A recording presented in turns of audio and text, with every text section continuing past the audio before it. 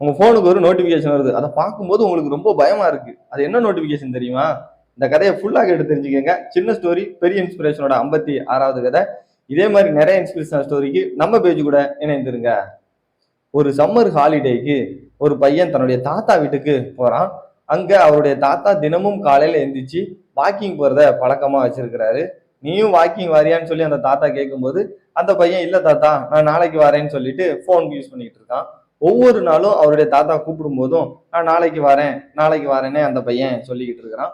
திடீர்னு ஒரு நாள் அவனுடைய போனுக்கு ஒரு நோட்டிபிகேஷன் வருது. 20,000 days left in your life. உன் லைஃப்ல இன்னும் 20,000 நாள் தான் இருக்கு அப்படின்னு. ஃப்ரெண்ட்ஸ் யாரோ பிராங்க் பண்றாங்கன்னு சொல்லிட்டு அவன் அதை பெருசா எடுத்துக்கிடல. அண்ட் மறுநாளும் அதே நோட்டிபிகேஷன் வருது. ஆனா ஒரு நாள் கம்மியா இருக்குது. ஒவ்வொரு நாளும் அந்த நோட்டிபிகேஷன் வந்துகிட்டே இருக்கு. ஆனா அந்த நாட்கள் மட்டும் குறைஞ்சிக்கிட்டே இருக்கு. இதை பார்க்கும்போது அவனுக்கு ரொம்ப பயம் ஆயிடுது. அது என்ன நாட்கள்னு சொல்லி கால்குலேட் பண்ணி பார்க்கறான். அப்பந்தான் அவனுக்கு புரியுது அது அவனுடைய வயசு அப்படின்னு. அண்ட் அந்த நேரத்துல அவன் ஒரு விஷயத்த புரிஞ்சுக்கிட்டான்.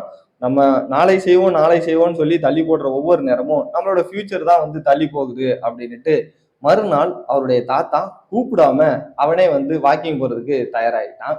அண்ட் நம்ம லைஃப்லயும் இதே மாதிரி தாங்க. நம்ம நினைக்கிற அளவுக்குலாம் டைம் இல்லை. நம்ம செய்யணும்னு நினைக்கக்கூடிய ஒரு விஷயத்த ஒவ்வொரு நாளும் தள்ளி போடும் போதும் நம்மளோட ஃபியூச்சர் தான் தள்ளி போகுது. நம்ம வந்து சரியான நேரம் அமையட்டும்னு சொல்லி காத்துக்கிட்டு இருக்கோம். ஆனா உண்மை என்ன அப்படின்னா சரியான நேரம் வராது. நம்ம தான் அதை உருவாக்கணும். உங்க போனுக்கும் அதே மாதிரி ஒரு நோட்டிபிகேஷன் வந்தா என்ன பண்ணுவீங்கன்னு கமெண்ட்ல சொல்லுங்க. அண்ட் இந்த ஸ்டோரியை மற்றவங்களுக்கும் ஷேர் பண்ணுங்க. அவங்களும் தெரிஞ்சுக்கிட்டோம்.